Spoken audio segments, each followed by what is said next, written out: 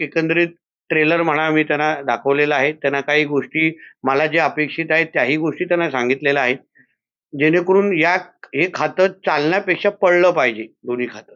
लोकांच्या फार अपेक्षा या खात्याकडे आहेत आणि आज मी मंत्री झाल्यामुळे अजून अपेक्षा वाढलेल्या आहेत ज्याची जाणीव मला आजूबाजूच्या लोकांकडून होते.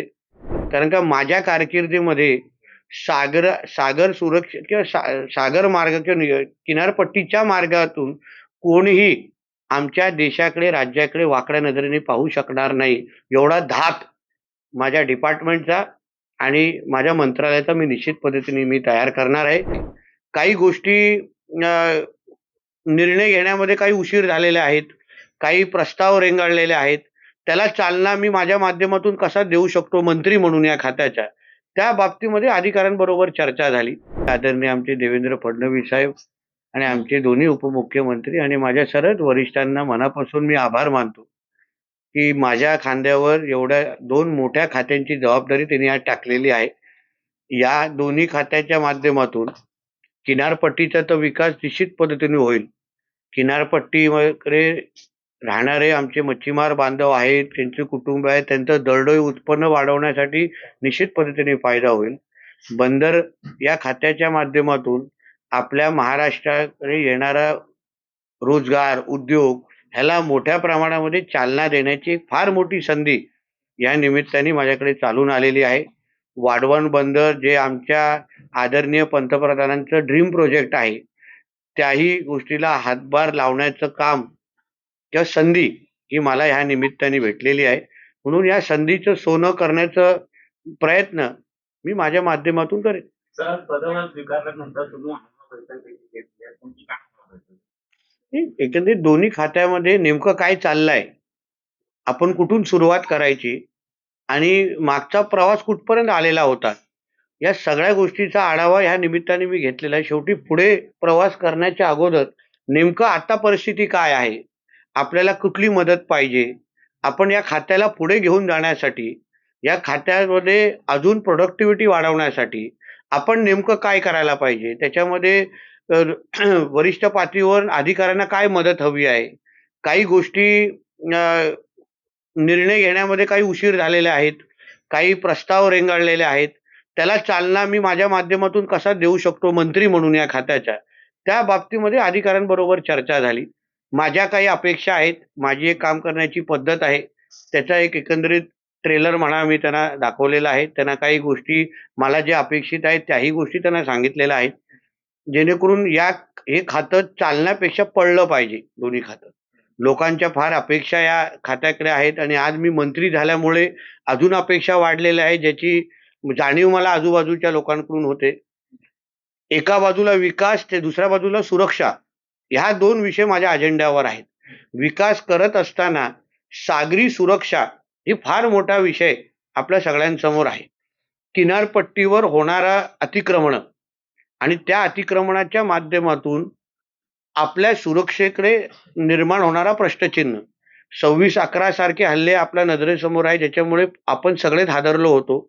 आता ही किनारपट्टीवर मोठ्या प्रमाणामध्ये जिहादी मानसिकतेचे लोक मोठ्या प्रमाणामध्ये तिथे ऍक्टिव्हिटीज करतात, व्यवहार करतात, ज्याच्यामुळे आपल्या देशाला, राज्याला फार मोठ्या प्रमाणामध्ये अडचण होऊ शकते, प्रश्न निर्माण होऊ शकतात.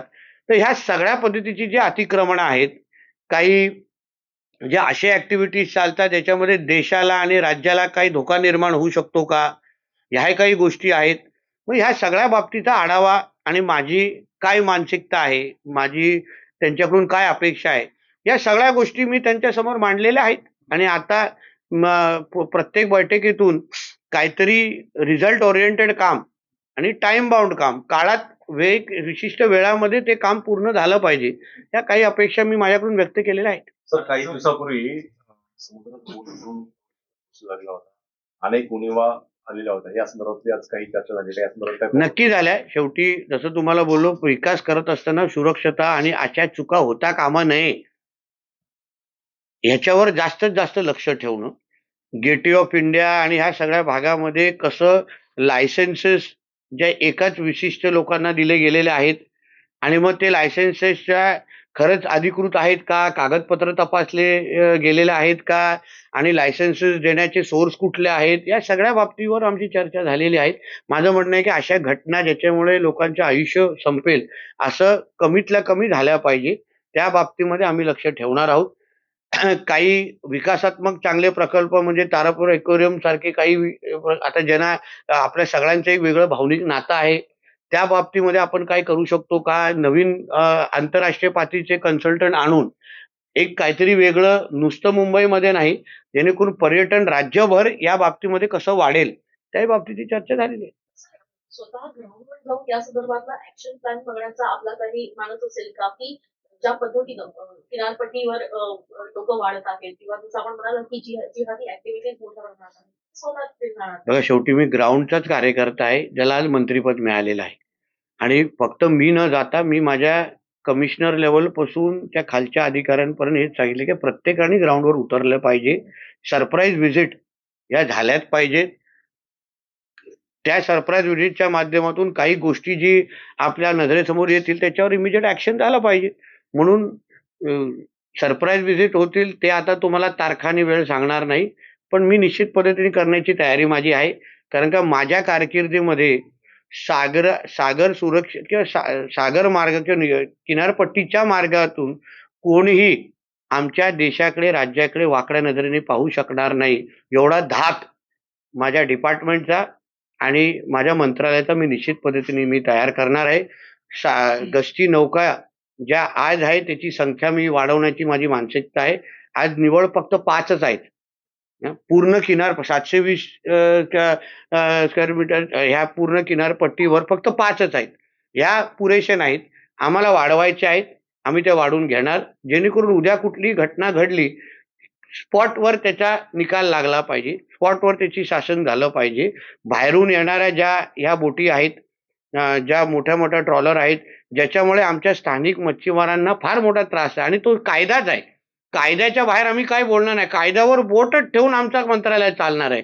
ज्या अर्थी ज्या पद्धतीने जो नियम सगळ्यांना लागतो, तो बाहेरच्या ट्रॉलरना पण लागणार, एलईडी फिशिंगवाल्यांना लागणार. पण प्रत्येक जिल्हा, रायगड, मुंबई म्हणजे रायगड, सिंधुदुर्ग, रत्नागिरी ह्या प्रत्येकाचे नियम वेगळे आहेत. कुठे पर्सनट चालतात, कुठे मिनी पर्सनट चालतात आणि आमच्याकडे मोठ्या प्रमाणामध्ये पारंपरिक मच्छीमारी चालते. प्रत्येकाला उदाहरण पारंपरिक मच्छीमार कसे जगलं पाहिजे, वाढलं पाहिजे त्या दृष्टिकोनातून आम्ही पावलं होतं. कोणीही कोणाच्या पोटावर लाथ मारणार नाही, एवढी काळजी आम्ही आमच्या माध्यमातून घेणार. मेरीटाईम बोर्डाचे अधिकारी उपस्थित होते. वरून आढावा घेतला. जे काही किनारपट्टी आहे पॅसेंजर बोटी चालतात त्यांच्यामध्ये क्षमतेपेक्षा अधिक प्रवाशांची वाहतूक करण्याचे प्रकार सातत्यानं समोर आले. त्यामुळे दुर्घटना घडली तेव्हापासून काही खबरदारी आपण घेतली.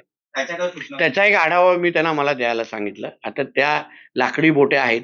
आता त्या किती कॅपॅसिटीच्या आहेत, किती लोक त्यांना ऍक्च्युअल घेतली पाहिजे आणि ते किती. कधी-कधी काय होतं, तुम्ही उदाहरण टॅक्सीमध्ये माहिती आहे ना, 4 लोकांची 5 लोकांची टॅक्सी असतात, पण 10 लोकं कोंबले जातात. अशा त्याच्यामुळे ह्या सगळ्या दुर्घटना वाढतात. म्हणून ज्याची जेवढी कॅपॅसिटी आहे, काही आधुनिकीकरण त्याच्यामध्ये करू शकतो का? पण त्यासाठी सगळ्या लोकांना विश्वासात घ्यायला लागेल.